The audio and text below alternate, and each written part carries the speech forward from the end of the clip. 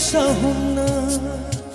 kang haudana humla kiba malangi sahumna tukning masuahali amoy masuk kapali tukning masuahali amoy masuk kapali liri humba malangba tembiram mo nangna liri sit pamalangba tembiram mo nangna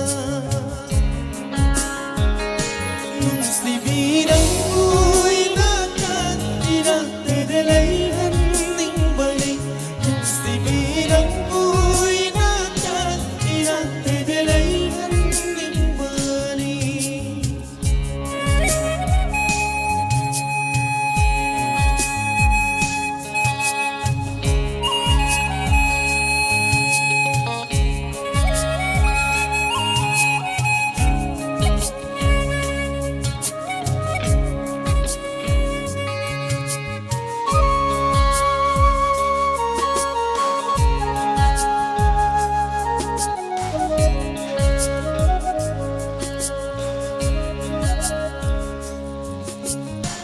Nung siyurong pandraba punsi karigit sinaruni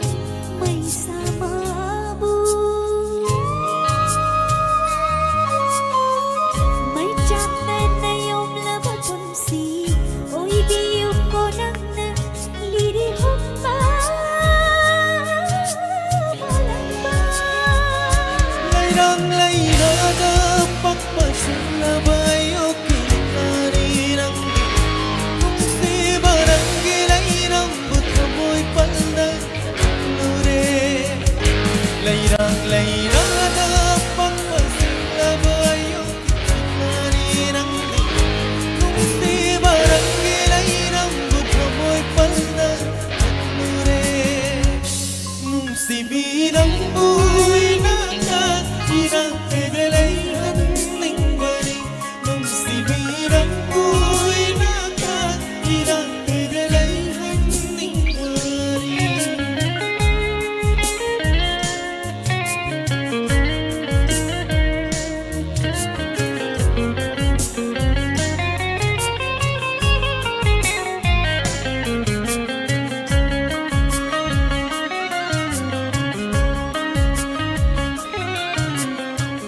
wakat pasong ang draba wakal na fondeso yiting draba ay ipugni wakal isang kajabana kanjabani ay na inang sida